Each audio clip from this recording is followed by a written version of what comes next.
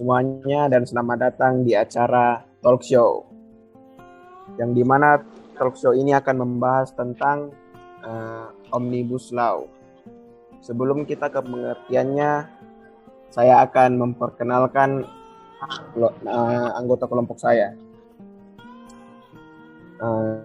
Ada Agung Nazara dan Yunike Helga sebagai tim pro dan Geraldo Yosal bersama Diovanka sebagai tim kontra.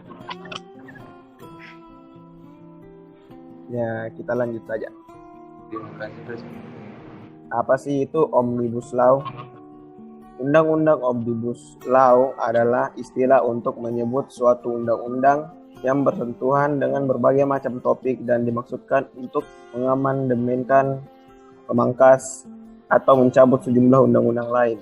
Konsep undang-undang itu umumnya ditemukan dalam sistem hukum umum seperti Amerika Serikat dan jarang ditemui dalam sistem hukum sipil seperti di Indonesia karena ukuran dan cakupannya yang luas. Perdebatan dan pengawasan terhadap perancangan undang-undang sapu jagat umumnya dibatasi. Dalam sejarahnya, undang-undang sapu jagat ada kalanya digunakan untuk melahirkan amandemen yang kontroversial. Oleh sebab itu, beberapa kalangan menilai undang-undang sapu jagat bertentangan dengan demokrasi. Mungkin sudah paham, jadi saya akan bertanya, menurut kalian apa itu Omnibus Law? Menurut pendapat masing-masing. Dimulai dari tim pro dulu. Dipersilahkan. Ya, terima kasih atas kesempatannya. Ya. Sekarang saya Agung Nazara akan memberikan pendapat saya soal Omnibus Law ya. Kalau menurut saya, kita sebenarnya sudah tahu kalau secara umum Omnibus Law itu undang-undang sapu jagat yang diciptakan untuk menyapu banyak isu-isu besar di dunia. Khususnya kalau Indonesia ini Omnibus Law soal RUU Cipta Kerja itu kebanyakan isu-isu besar soal ekonomi. Jadi Omnibus Law ini tentang RUU Cipta Kerja dan RUU Perpajakan. Itu saja kalau salah pengertian. Oke. Saya Yunike Helga dan saya juga dari kelompok pro. Menurut pemahaman saya, Omnibus Law adalah undang-undang yang mengatur tentang banyak hal yang di dalamnya mencakup perencanaan undang-undang dan berisikan undang-undang yang digabungkan atau undang-undang yang dipadatkan menjadi satu RUU. Sekian dari saya. Silakan tim kontra berpendapat. Oke, menurut saya Omnibus Law merupakan suatu skema reformasi regulasi yang diniatkan untuk menyederhanakan beberapa undang-undang yang saling berkaitan dengan tumpang tindih menjadi suatu regulasi baru yang terintegrasi. Jadi dalam pandangan idealnya, Omnibus Law secara sederhana dapat dipahami sebagai penyederhanaan beberapa undang-undang menjadi suatu regulasi terpadu. Sekian dari saya. Ya, terima kasih presenter yang telah memberi saya kesempatan untuk berbicara. Ya, pengertian Omnibus Law adalah regulasi atau undang-undang UU yang mencakup berbagai isu atau topik. Sekian dari saya. Karena semuanya sudah mengerti, jadi kita lanjut ke tujuannya.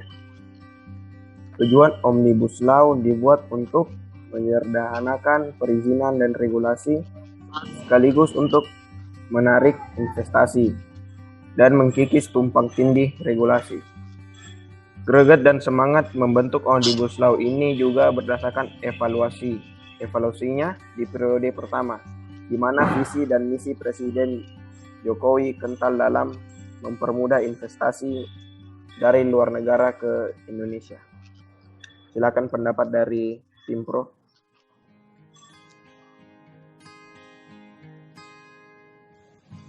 Ya, terima kasih atas kesempatannya. Ya, oke. Kami setuju dengan yang dikatakan oleh presenter ya, Saudara Jadi, terima kasih. Kami setuju karena mari saya ajak kita lihat dulu ke belakang. Latar belakang munculnya Omnibus Law itu pertama kali itu bisa muncul di Indonesia itu bagaimana?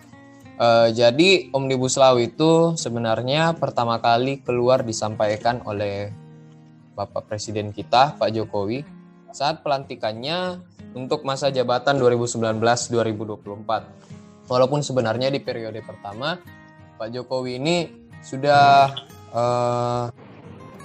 seperti mengumbar sedikit-sedikit soal Omnibus Law, apalagi soal investasi ya. Nah, di sini dikatakan bahwa Pak Presiden itu menginginkan peraturan yang fleksibel dalam menghadapi perlambatan ekonomi. Pak Jokowi juga menginginkan peraturan yang tidak terlalu ribet agar investor itu lebih mau lagi untuk masuk ke negara kita itu berinvestasi. Kenapa Pak Jokowi bisa bilang begitu? Setelah kami melakukan riset, ternyata ada 8.451 peraturan pusat dan 15.600 peraturan daerah yang diperlukan sebelum investor itu bisa melakukan investasi ke dalam negara kita. Itu kenapa kami sendiri dari kelompok pro sangat setuju bahwa Omnibus Law ini kita butuhkan di negara ini, apalagi soal RUU Cipta Kerja dan RUU lainnya. Tapi kan yang paling kontroversial sekarang RUU Cipta Kerja. Ya, kami percaya dan setuju bahwa rancangan undang-undang ini yang masuk dalam Omnibus Law bisa menghilangkan tumpang tindih antara peraturan perundang-undangan itu yang saling menghalangi dan bisa meningkatkan efisiensi perubahan dan pencabutan peraturan perundang-undangan. Apalagi kami rasa rancangan undang-undang ini bisa menghilangkan beberapa ego sektoral yang masih terkandung dalam beberapa perundang-undangan. Tapi intinya sih yang kami inginkan mempermudah investasi, di mana mempermudah investasi akan membawa banyak investor. Investor akan membuka banyak usaha, memperbanyak usaha akan memperluas lapangan kerja, dan luasnya lapangan kerja akan mengurangi pengangguran. Seperti itu sih pendapat dari saya.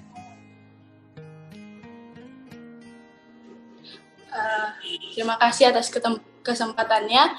Saya setuju dengan apa yang dikatakan oleh presenter juga tadi, bahwa tujuan dari Omnibus Law itu adalah untuk menyederhanakan perizinan dan regulasi sekaligus untuk menarik investasi. Karena seperti yang diketahui, investasi merupakan salah satu penggerak ekonomi terutama di era digital seperti sekarang ini. Dan menurut Jokowi juga, regulasi hukum yang berbelit-belit akan membuat investasi tidak menarik atau bahkan tidak ada peminat. Jadi Omnibus Law ini akan mengubah undang-undang yang dinilai menghambat investasi. Sekian pendapat dari saya. Silakan dari tim kontra. Dari tim kontra, menurut saya tidak setuju karena dengan adanya Omnibus Law banyaknya orang yang menjadi rugi, seperti tenaga kerja yang dulunya ada UMP, UPM ya UMP kan?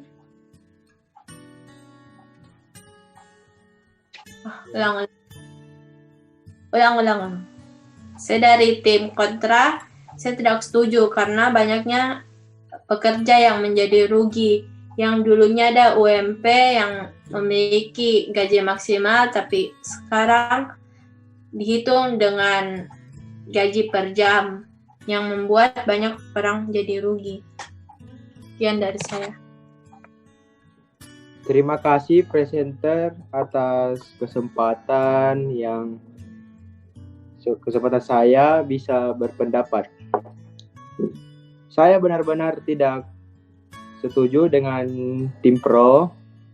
Tidak setuju dengan tim pro karena jika Omnibus Law disahkan itu akan merugikan para buruh atau pekerja. Yang menguntungkan cuma pengusaha saja. Dan pekerja dan buruh sangat dirugikan dengan adanya Omnibus Law. Jika disahkan, buruh akan ditambah jam kerjanya, tapi gaji minimum akan dihilangkan.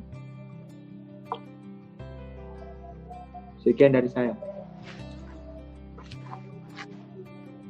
Karena semuanya sudah berpendapat, jadi kita lanjut saja ke slide selanjutnya.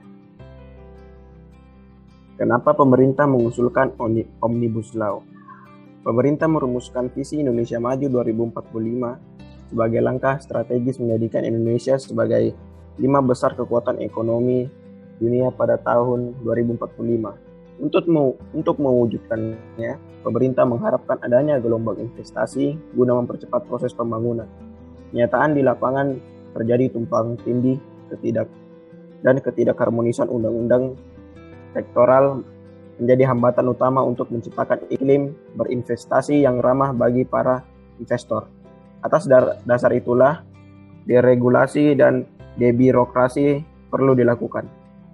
Banyak peraturan perundang-undangan hendak dipangkas, dirubah, bahkan bila perlu membuat norma baru yang belum ada UU sebelumnya melalui satu UU sekaligus yang dipopulerkan dengan nama Omnibus Law. Bus Omni ini dianggap akan menciptakan iklim investasi yang ramah melalui langkah penyederhanaan perizinan, kemudahan persyaratan, dan proses yang dipercepat bagi pelaku bisnis, baik domestik maupun asing di Indonesia. Mungkin tim Pro silakan berpendapat.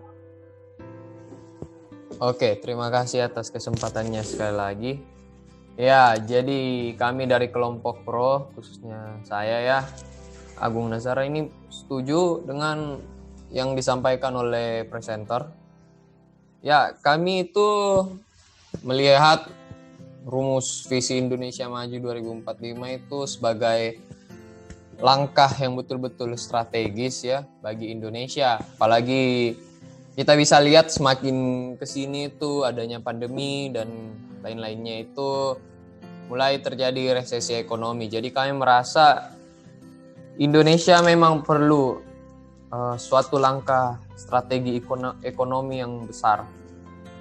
Itu kenapa kami sangat setuju dilakukan Omnibus Law supaya disahkannya Omnibus Law ini, khususnya RUU Cipta Kerja, supaya ini betul yang dikatakan bisa terjadi deregulasi dan debirokrasi, di mana undang-undang yang terlalu meribetkan, yang terlalu panjang prosesnya itu bagaimana bisa dipadatkan, dikecilkan dan disimpelkan agar para investor itu lebih tergiur lagi saat melihat Indonesia. Kita umpamakan begini, kalau misal ada dua negara, yang satu untungnya 10, yang satu untungnya 8. Tapi yang untungnya 10 itu prosesnya ribet, sedangkan yang untungnya 8 prosesnya itu gampang sekali. Pasti para investor akan memilih yang untungnya 8 saja, karena untung beda dikit tapi proses beda jauh simpelnya. Itu kenapa kami sangat setuju agar deregulasi ini bisa dilakukan. Bagaimana caranya dilakukan? Ya dengan mengesahkan Omnibus Law ini dan rancangan Undang-Undang Cipta Kerja ini. Sekian pendapat saya. Saya juga dari tim Pro ingin menambahkan, Indonesia memang sedang dilanda overregulasi. Oleh karena itu, Jokowi berkata bahwa akan menyederhanakan kendala regulasi yang berbelit-belit dan juga panjang. Pemerintah meyakini bahwa Omnibus Law akan memperbaiki ekosistem investasi dan daya saing Indonesia yang akan memperkuat perekonomian nasional. Oleh sebab itu, Omnibus Law dipercaya dapat mendorong upaya untuk perkuat perekonomian nasional. Sekian dari saya. Dipersilahkan tim kontra untuk berpendapat. Terima kasih atas kesempatan yang diberikan. Menurut saya, semakin gampangnya TKA masuk ke Indonesia. Kalau dibandingkan dengan dulu, undang-undang Nomor 13 tahun 2003, TKA itu memerlukan pelatihan dan pendidikan sebelum bisa kerja dan masuk di Indonesia. Sekarang TKA lebih mudah masuk karena izinnya yang mudah dan tidak perlu belajar budaya Indonesia dan tidak perlu berbahasa Indonesia. Dan jika keterusan, buruh merasa kecewa karena kalau begini dikhawatirkan TKA semakin banyak.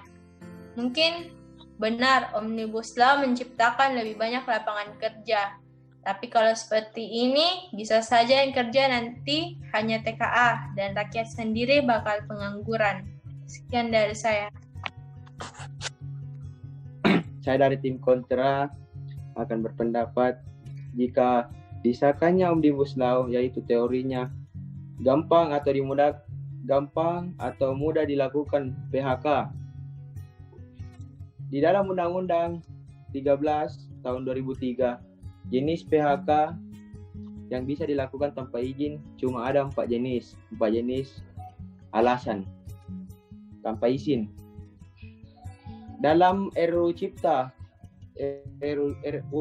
Kerja atau dapat disebut Omnibus Law itu ada 8 jenis. Jika semakin banyaknya alasan atau jenis yang ada, maka perusahaan bebas untuk memberhentikan buruh atau pekerja atau dapat dibilang PHK. Mungkin itu saja. Terima kasih. Oke. Apakah tim pro tidak ingin menambahkan? Untuk sekarang belum ya, kita lanjut dulu. Jadi kita lanjut saja. Kenapa sih buruh menolak adanya Omnibus Law? Poin pertama yang disoroti adalah hilangnya ketentuan upah minimum di kabupaten atau kota. Berdasarkan RUU Cipta Kerja yang diterima kadata.co.id, pasal 88C ayat 2 hanya mengatur upah minimum provinsi atau UMP. Sedangkan peraturan pemerintah atau PP nomor 78 tahun 2015 penetapan upah dilakukan di provinsi serta kabupaten atau kota. Di dalam Omnibus Law memang masih ada upah minimum melalui UMP, tapi itu tidak dibutuhkan oleh buruh kecuali di DKI Jakarta. Poin kedua yaitu masalah aturan pesangon yang kualitas dianggap menurun dan tanpa kepastian. Nilai pesangon bagi pekerja yang terkena pemutusan hubungan kerja atau PHK turun karena pemerintah menganggap aturan yang lama tidak implementatif. Sebelumnya, aturan mengenai pesangon ada di UU nomor 13 tahun 2003 tentang ketenaga kerjaan. Poin yang ketiga, KSPI menganggap Omnibus Law akan membuat penggunaan alih semakin bebas. Sebelumnya, dalam aturan UU ketenaga kerjaan, penggunaan outsourcing dibatasi hanya untuk tenaga kerja di luar usaha pokok. Poin keempat, sanksi pidana bagi perusahaan yang melanggar dihapuskan. Omnibus Law menggunakan basis hukum administratif, sehingga para pengusaha atau pihak lain yang menganggap aturan hanya dikenakan sanksi berupa denda. Poin kelima, aturan mengenai jam kerja yang dianggap eksploitatif. Pada pasal 89 RUU Cipta Lapangan Kerja poin 22 berisi perubahan dari pasal 79 UU nomor 13 tahun 2003 tentang ketenaga kerjaan. Isinya pengusaha wajib memberi waktu istirahat dan cuti bagi pekerja. Waktu istirahat wajib diberikan paling sedikit selama 30 menit setelah bekerja selama 4 jam. Mungkin bisa berpendapat tim pro. Ya, boleh ya saya berpendapat duluan lagi. Beberapa poin sebenarnya kami ingin memberikan tanggapan saja, sanggahan.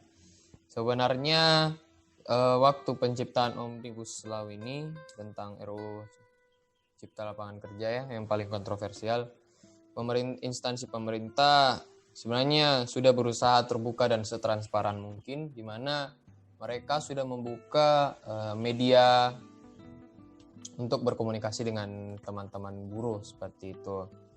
Lalu kalau masalah pesangon, pesangon Indonesia paling tinggi sedunia.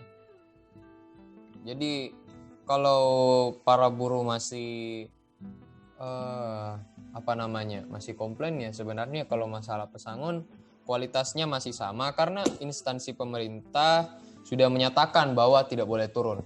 Jadi ya makanya mungkin di poin kedua ya, kualitasnya dianggap menurun dan tanpa kepastian. Ya kami berusaha sebisa mungkin untuk memastikan. Kami dari pemerintah sendiri sudah menyatakan bahwa tidak boleh turun kalau masalah pesangon seperti itu. Dan kalau masalah status kontrak ya, sebenarnya pekerja kontrak ini sudah diberikan lebih banyak lagi jaminan yang baru yang dulu sebenarnya tidak ada. Dan status kontrak sebenarnya membantu pengusaha. Dia memberikan beberapa poin-poin plus bagi pengusaha karena di sini kan status kontrak jadi mereka bekerja bisa lebih baik. Pokoknya ini membantu investor bisa datang ke Indonesia dan membuat gelombang baru, gelombang investasi di Indonesia itu semakin besar.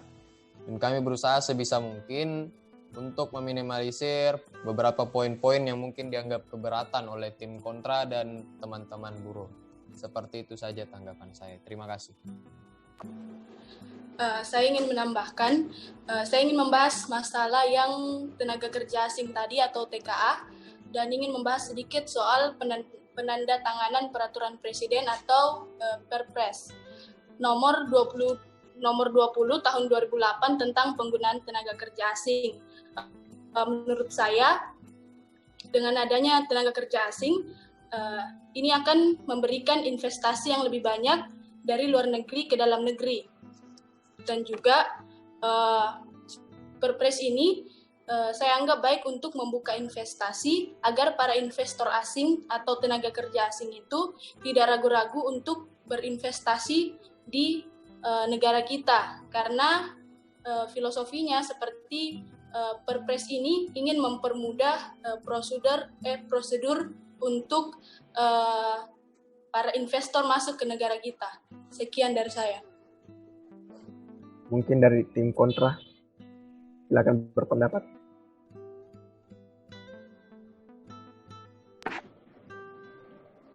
Saya dari tim kontra akan melawan pendapat dari tim pro yang TKA. Kenapa saya sangat tidak setuju dengan adanya TKA? Karena di dalam Omnibus Law itu TKA tidak perlu izin. Jika TKA bisa masuk ke Indo gampang. Kewajiban TKA memahami budaya Indo hilang. Jadi seenak-enaknya TKA masuk ke Indonesia. TKA tidak diwajibkan bisa berbahasa Indo. Dalam Undang-Undang 13 tahun 2003, TKA wajib mengikuti pendidikan